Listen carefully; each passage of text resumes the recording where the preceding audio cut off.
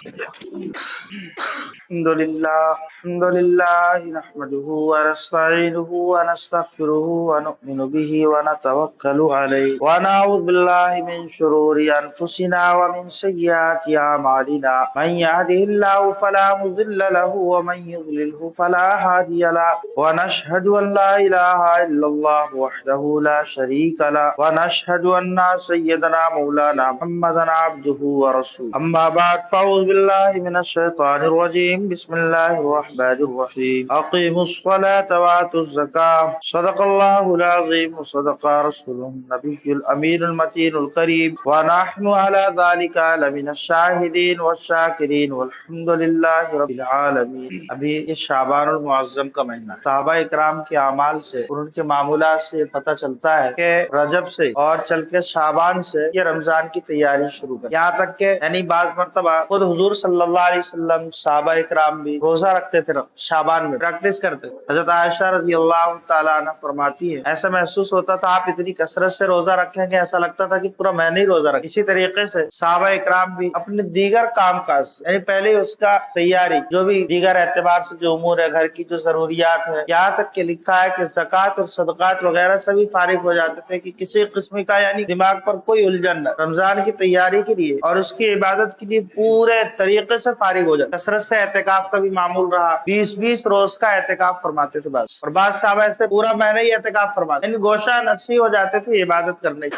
ہمارے یہاں پر بھی زیادہ تر رمضان المبارک کے مہینے میں زکوٰۃ، صدقات، فطرہ، اسی طریقے سے اس کا گوشوارہ، اس کا محاسبہ پہلے ہی کر لیا جاتا ہے، اور کافی زمانے سے عرصے سے معمول یہ رہا ہے کہ رمضان کے مہینے میں زکوٰۃ ادا کر دیا، یعنی ابھی سے حساب کتاب کر کے پھر رمضان المبارک کے مہینے میں پورے طریقے سے زکوٰۃ ادا کی جائے۔ اور دماغ پر ایک یہ چیز ہوتی ہے کہ دیگر مہینوں میں زکوٰۃ ادا کرنے کے مقابلے میں رمضان میں زکوٰۃ ادا کرنے پر زیادہ ثواب ملتا ہے۔ ہر ایک کی ایک چیز یہ سوچو، اور ہے بھی حقیقت، حدیث میں ہے نا کہ ہر اعمال کا ثواب رمضان میں دیگر ایام کے مقابلے میں رمضان المبارک کے مہینے میں بڑھ جاتا ہے۔ نفل کا ثواب فرض کے برابر ملتا ہے، اور فرض کا ثواب 70 فرضوں کے برابر۔ اب زکوٰۃ کیا ہے؟ یہ بھی فرض ہے نا، اسلام کا فریضہ ہے کہ آدمی جب رمضان المبارک کے مہینے میں زکوٰۃ ادا کرے گا تو بھی اس کو 70 فرضوں کے برابر اس کو بھی اس کا ثواب ملے گا۔ فرض کا ثواب کتنا ہے؟ فرض کا ثواب حقیقی اعتبار سے اللہ ہی بہتر جانتے ہیں کہ اس کا ثواب کتنا ہے۔ ہمیں اتنا معلوم ہے کہ تمام عبادت میں سب سے زیادہ ثواب کس کا ہے؟ فرض کا ہے۔ تمام عبادت میں سب سے زیادہ ثواب کس کا اللہ نے رکھا ہے؟ یہ فرض کا ثواب رکھا ہے۔ اور زکوٰۃ اسلام کے فرائض میں سے ایک فریضہ ہے۔ زکوٰۃ اس کے لغوی معنی ہے طہارت کے، پاکیزگی کے، اور اسی طریقے سے نمو یعنی مال کے بڑھنے۔ قرآن پاک میں ہے قد افلح من تزکا، اسی طریقے سے انارم ملت یعنی تزکا مطلب زکا یزکی تزکیتاً پاکیزہ کرنا، پاک کر دینا مال۔ انارم ملت یعنی اس کی بڑھوتری کا ذریعہ اور سبب۔ زکوٰۃ کو زکوٰۃ کیوں کہا جاتا ہے؟ اس کی وجہ اور اس کی تسمیہ یہی ہے کہ یہ مال کے بڑھنے کا ذریعہ اور سبب بنتی ہے، اس لیے اس کو کیا کہا جاتا ہے؟ زکوٰۃ، کہ اس کے ذریعے سے مال کیا ہوتا ہے؟ بڑھتا ہے۔ اصطلاح ہے شرع میں، شریعت کی اصطلاح۔ زکوٰۃ کس کو کہتے ہیں؟ اس مالی امداد کو کہتے ہیں جس کے پاس 7.5 تولہ سونا یا 52.5 تولہ چاندی، 52.5 تولہ چاندی، یہ دونوں نہیں ہے لیکن اتنی رقم موجود ہے کہ ان دونوں میں سے کسی ایک کے نصاب کو پہنچ جائے، ان دونوں میں سے کسی ایک کے نصاب کو پہنچ جائے۔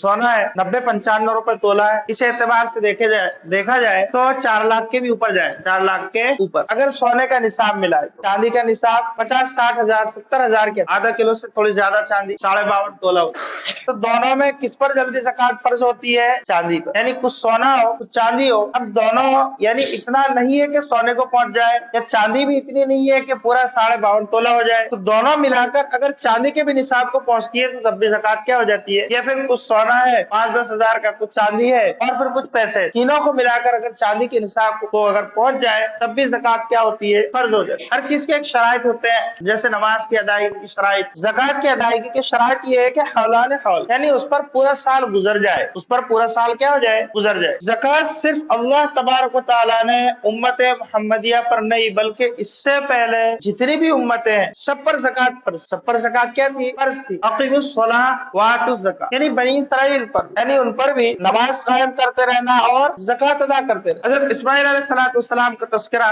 سورہ مریم میں واذکر فی الکتاب اسماعیل انہ کان صادق الوعد وکان رسول النبی وکان یأمر اہلہ بالصلاۃ والزکاۃ، یہ قرآن قرآن پاک میں حضرت اسماعیل علیہ السلام کا تذکرہ کی، کیونکہ یہ وعدے کے سچے تھے اور اپنے گھر والوں کو نماز کا بھی حکم کرتے تھے اور زکات کا بھی حکم کرتے تھے۔ حضرت عیسیٰ علیہ السلام فرماتے ہیں ساری کی ساری زندگی اللہ تبارک و تعالیٰ نے مجھے تاکیدی حکم دیا کہ تم نماز ادا کرتے رہنا اور زکات ادا کرتے رہنا، لوگوں کو بھی اس کا حکم دے۔ معلوم یہ ہوا کہ صرف جو ہے امت محمدیہ پر نہیں بلکہ امم سابقہ پر بھی زکات فرض رہی۔ حضرت آدم علیہ السلام کا بھی تذکرہ ہے قرآن پاک میں، جہاں کہیں بھی نماز کا تذکرہ ہے وہاں پر لفظ زکات بھی موجود ہے۔ اقیم الصلاۃ وآتوا الزکاۃ، اقیم الصلاۃ وآتوا الزکاۃ۔ قرآن پاک میں خذ من اموالہم صدقۃ تطہرہم وتزکیہم بہا وصلی علیہم، اے محمد صلی اللہ علیہ وسلم آپ لوگوں کے اموال میں سے زکات لے لیجئے اور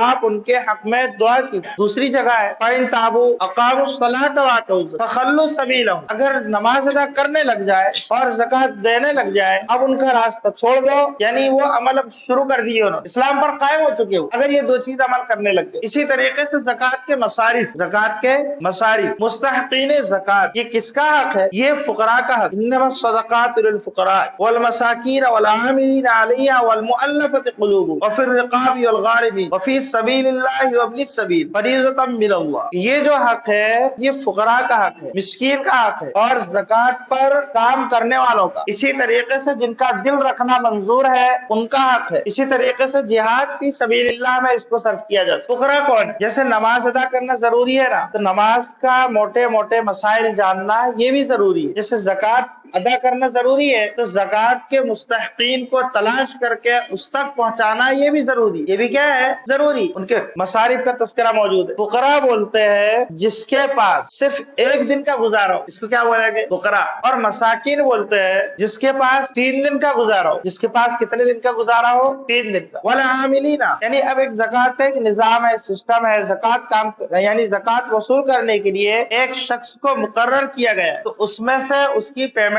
دی جا سکتی ہے، کمیشن پر نہیں دے سکتے، اتنے پرسنٹیج تم اس میں سے لے لے، یہ جائز نہیں۔ اگر اس طریقے سے کوئی زکات اگر وصول کرتا ہے تو ایسے شخص کو زکات نہیں دے۔ بات سمجھے نا، اگر پیمنٹ پر وصول کر رہا ہے تو ایسے شخص کو زکات دے، اگر کوئی کمیشن پر زکات کر رہا ہے پرسنٹیج کے حساب سے ایسے شخص کو زکات نہیں دیتا۔ والعاملین والمؤلفۃ قلوبہم، کسی شخص نے نیا اسلام قبول کیا، اسلام کے قبول کرنے کے بعد حالات پیش آتے ہیں، ایسے شخص کی مدد اور ایسے شخص کی امداد جو ہے زکات کے ذریعے سے کی جا سکتی۔ غلاموں کو آزاد کرانے، پہلے یہ ہوتا تھا، آج کے اس زمانے میں اگر کوئی تنظیم تو مظلوم اعتبار سے قید بنا کر محبوس کر دیا جاتا ہے، ان کو چھڑانے پر اگر زکات کا پیسہ صرف کرتی ہے تو ایسے لوگوں کو بھی زکات کیا کی جا سکتی ہے؟ دی جا سکتی ہے۔ یہ قرآن پاک میں اس کا تذکرہ ہے۔ احادیث رسول میں بھی ہم دیکھیں گے حضور صلی اللہ علیہ وسلم نے نماز کے بعد سب سے پہلے جو جگہ دی وہ کس کو دی ہے؟ زکات کو دی۔ نماز کے بعد سب سے پہلے جو جگہ دی ہے وہ کس کو دی ہے؟ زکات کو دی ہے۔ سن 5 ہجری میں ایک وفد آیا، اسلام قبول کیا، اسلام قبول کرنے اسلام کے احکامات حضور صلی اللہ علیہ وسلم سے معلوم کیے کہ اسلام کے احکامات کیا ہے۔ حضور صلی اللہ علیہ وسلم نے فرمایا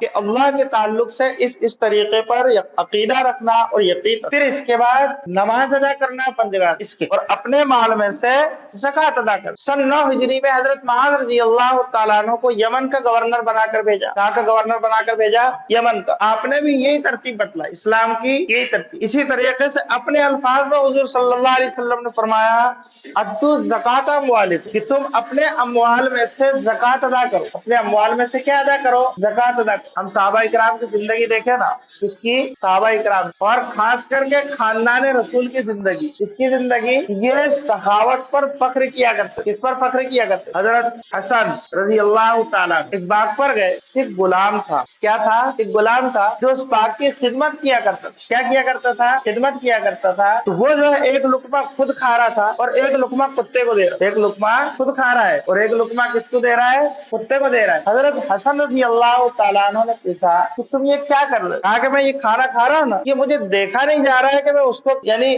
کس طریقے سے محروم رکھوں۔ بات سمجھے نا کیا بولنا چاہ رہا ہوں؟ یعنی مجھے یہ گوارا نہیں ہو رہا ہے کہ میں کھا رہا ہوں اور وہ بیٹھ کر دیکھ رہا ہے، اور وہ کیا ہے؟ وہ کتا ہے۔ حضرت حسن رضی اللہ تعالیٰ عنہ نے کہا یہ باغ کس کا ہے اور تم غلام کس کے ہو؟ کہا کہ فلانے کے۔ حضرت حسن رضی اللہ تعالیٰ عنہ نے ان کے پاس گئے اور کہا کہ یہ کتنے میں آزاد کریں گے؟ کہا کہ اتنے دینار، اتنے دینار ان کو ادا کیا اور کہا کہ غلام کو آزاد کرو، غلام کو کیا کر دو؟ آزاد کرو۔ اس طریقے سے کہا کہ یہ باغ اس کی پورے کتنی قیمت ہے؟ کہا کہ اتنی قیمت ہے۔ کہا کہا کہ اتنی قیمت مجھ سے لو، یہ باپ کو بھی پورا صدقہ دو، یہ خاندان ہے۔ اس طریقے سے آگے اور بھی بتلائیں گے اس کے تعلق سے۔ تو اس کا آخری درجہ، سخاوت کا آخری درجہ، اس سے نیچے کوئی درجہ نہیں ہے۔ آخری درجہ یہ ہے کہ انسان کم سے کم زکات ادا کرے، انسان کم سے کم کیا کرے؟ زکات ادا کرے۔ قرآن پاک میں دونوں زبان پر اس کا تذکرہ، یعنی ایک تو پیار کی زبان میں انسان میں دو قسم کے لوگ ہوتے ہیں نا، ایک مرتبہ سمجھاؤ فوراً سمجھ جاتے ہیں، کچھ ایسے تھوڑا سا سختی کے ساتھ سمجھاؤ تو ان کو سمجھ میں آتا ہے، کچھ ایسے لوگ ہوتے ہیں جو سمجھانے سے بھی نہیں سمجھتے، یعنی ایک دم آخری درجے چھلے درجے کے لوگ ہوتے ہیں، ان پر ایک سختی کی زبان کی ضرورت ہوتی ہے جب ان کو کوئی چیز سمجھ میں آتی ہے۔ تو قرآن پاک میں اس طریقے کے ساتھ سختی کے ساتھ بھی یعنی زکات کے احکامات کو بیان کیا۔ اللہ تعالیٰ فرماتے ہیں والذین یکنزون الذهب والفضة ولا ينفقونها في سبیل اللہ فبشرهم بعذاب الیم، وہ لوگ جو سونے اور چاندی کو جوڑ کر رکھتے ہیں، جمع کر کے رکھتے ہیں، ان کو قیامت کی دردناک عذاب اور سزا ان کو سنا۔ اسی طریقے سے ایک آیت ہے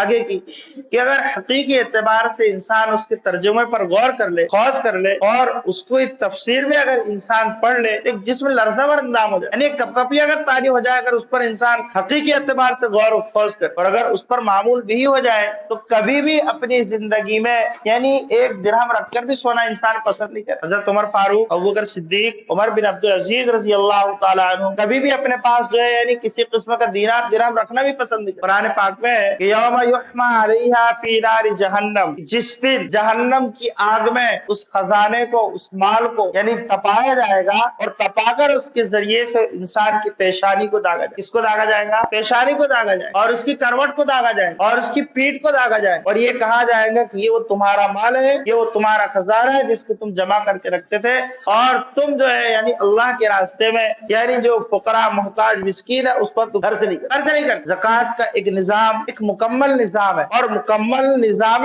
حیات اللہ تبارک و تعالیٰ نے دیا۔ حضرت ابوبکر صدیق رضی اللہ تعالیٰ عنہ کے دور میں، حضرت ابوبکر صدیق رضی اللہ تعالیٰ عنہ کے دور میں یعنی جس وقت آپ کی وفات ہوئی، وفات کے بعد ایک منکرین زکات کا ایک ہنگامہ کھڑا ہو گیا زکات کے تعلق سے، یہاں تک کہ حضرت عمر فاروق رضی اللہ تعالیٰ عنہ کی رائے بھی حضرت ابوبکر صدیق سے الگ۔ حضرت ابوبکر صدیق رضی اللہ تعالیٰ عنہ نے موقع کی نزاکت کو جان کر اس فتنے کو دبانا چاہا لیکن نہیں دبا۔ حضرت ابوبکر صدیق رضی اللہ تعالیٰ عنہ چند صحابہ کرام کے ساتھ یہ اعلان کر دیا اگر کوئی شخص زکات کے تعلق سے کسی قسم کا ٹیکس تصور کرتا یا کسی بھی قسم کا دوسرا اگر یقین رکھتا ہے تو اس کے ساتھ اعلان جنگ، یعنی جنگ کا اعلان کر دیا۔ اور اسی طریقے سے یعنی جن لوگوں نے ٹیکس تصور کیا یا پھر زکات کے معاملے میں کمی زیادتی سے کام لی، یہاں تک انہوں نے کہا کہ جو شخص حضور کے زمانے میں اونٹ دیتا تھا ساتھ میں باندھنے کے لیے رسی دیتا تھا، اب اگر زکات میں صرف اونٹ دے گا رسی نہیں دے گا تو اس سے بھی جنگ کی جائے، یعنی اتنی سختی سے کام لی۔ دیکھو ایک مکمل ایک نظام ہے، یہ اللہ تبارک و تعالیٰ نے ہم کو عطا کیا ہے، اگر صحیح طریقے سے اس پر اگر عمل کر لیا جائے تو دنیا میں کوئی غریب نہیں، کوئی بھی غریب نہیں رہ سکتا۔ آج ہم دیکھیں نا اس کی کمی کی وجہ سے کہ آج ہماری نگاہ جب بس اسٹینڈ پر ہو یا ریلوے اسٹیشن پر یا مسجدوں پر، ایسا نہیں کہ سب کے سب فراغ رہتے ہیں، سب کے سب نے دھندا بنا لیے، لیکن چلو 95 ایسے ہے تو 5 ایسی بھی جو حقیقی اعتبار سے محتاج ہوں گے، 5 ایسے بھی ہوں گے۔ آپ کئی مرتبہ دیکھیں گے ایک برقع نشی لیڈی،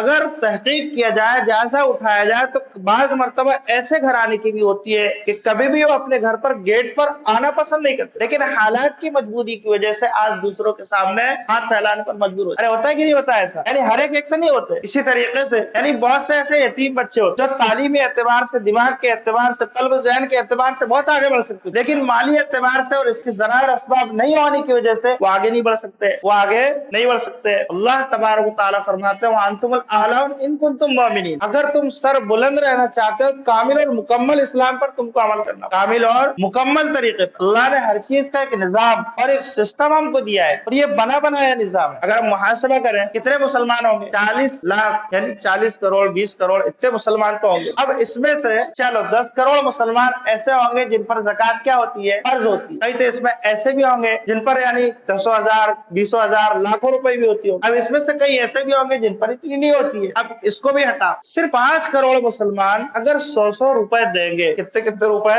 100 روپے جمع ہونے والی رقم ہوگی، کئی اربوں خربوں میں ہو جائیں گی۔ اور ایک ساتھ اگر ایک مکمل نظام کے طریقے سے سسٹم بنا کر اگر اس پر عمل کیا جائے تو ایک ہی بار میں صرف 100 روپے جمع کرنے پر لاکھوں لوگ جو اس سال زکات لینے والے تھے، آئندہ زکات دینے والے، حضرت مولانا ابوالکلام آزاد ان کو جانتے ہیں نا، انہوں نے کہا کہ مسلمان کچھ نہ کرے، صرف زکات کے نظام کو کو ٹھیک کر لینا، یعنی اس ملک میں ایسا ہو جائیں گا کہ ایک مسلمان صبح سے شام تک زکات لے کر بھی گھومے گا، کوئی دوسرا لینے والا نہیں۔ عمر بن عبدالعزیز رحمۃ اللہ علیہ نے صرف 2 سال کیا، کتنے سال؟ 2 سال۔ 2 سال کے بعد یہ نوعیت آ چکی تھی کہ کوئی بھی زکات لینے والا نہیں ملتا، کوئی بھی زکات لینے والا نہیں۔ یہ خدا داد نظام ہے، اللہ کی جانب سے مقرر شدہ نظام ہے، اس پر ایک سسٹم سے کام ہونی چاہیے۔ پورے ملک پر نہیں کر سکتے، لیکن ایک جتنے پر وسعت ہے اتنے پر کر سکتے ہیں الحمدللہ۔ یعنی 2-3 سالوں سے ہمارے یہاں پر بھی ایک بیت المال قائم کیا گیا۔ بیت المال کیا کیا گیا؟ قائم کیا گیا۔ حافظ احتشام ہے، حافظ نیاز ہے، اور بھی یعنی چند لڑکے ہیں۔ اس پر جو